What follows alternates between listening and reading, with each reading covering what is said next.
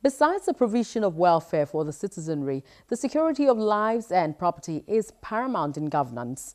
In fact, the Constitution states it clearly that it is the sole responsibility of the government. In a society like Lagos, the need for a strong security system cannot be overemphasized.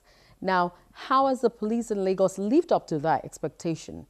The Lagos State Police Commissioner, Mr. Fatai Owoseni, presents his scorecard after 2 months in office. It is his major meeting with members of the media since he assumed office as Commissioner of Police in Lagos State 2 months ago. The meeting is convened by media on the efforts of the police in tackling crime amongst other security issues under his command in Lagos. I would like to state emphatically that the command, that is Lagos State, has been relatively calm, crime-wise. As of the time I assumed duty here, some of the security and security-related issues, challenges that I met on ground include the usual and the protracted traffic congestion, or what we call traffic gridlock. Second, non-compliance with the state extant laws on restriction of commercial motorcycle operators to certain routes, the popular Okadas. Non-compliance with Section 3, subsection 8 of the state traffic laws on the hours of operation of commercial motorcycles, which states inter alia that as from the commencement of this law, commercial motorcycles shall only operate between the hours of 6 a.m. to 8 p.m. within the state. Fourthly, non-compliance with the state extant laws on prohibition of street trading in some areas in the state.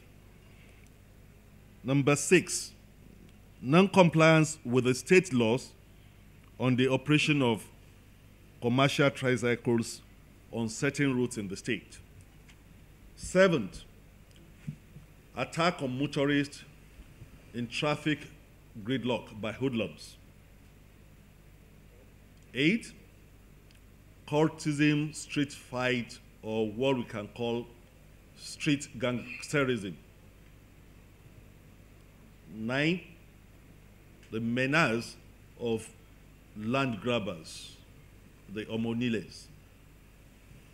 And of course, violence and other acts of impunity by commercial motorcycle operators who, at the slightest accident or attempt by law enforcement officials to enforce the law, they go berserk and go on rampage up to burning down vehicles and assaulting whoever that has problems with them.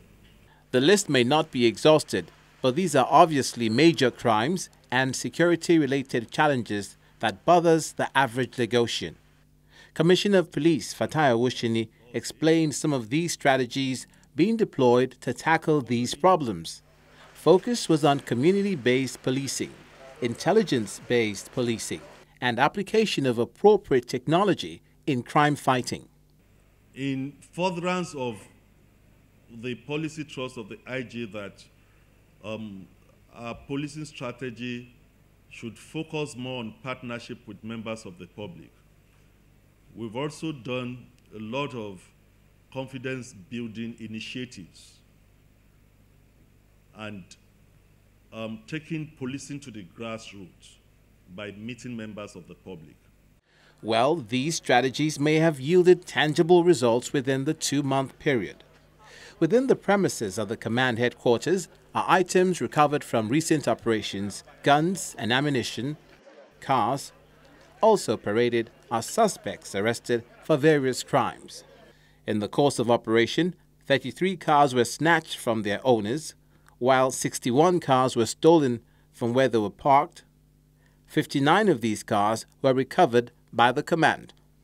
78 distress calls were received, out of which 67 were foiled. 11 out of the 78 calls had taken place before the arrival of the police. Notwithstanding, the police was able to arrest 101 armed robbery suspects in the course of follow-up. Some of them are already charged to court. Their cases are ongoing. They are remanded in prison custody as awaiting trial suspects. In the fight against armed robbery, some of the daredevil robbers had at one point or the other test the courage of the police and engaged the police in a shootout, during which process 10 of them lost their lives. From the armed robbers that were arrested, we recovered 60 different types of guns, ranging from automatic Beretta pistols, pump-action guns, cut-to-size double-barrel guns, and locally manufactured pistols. In one of such cases, we were also able to get to where they were manufacturing these weapons by getting the machine being used to manufacture the weapons. That machine, through interrogations of the suspects that were arrested, was found in Makurdi.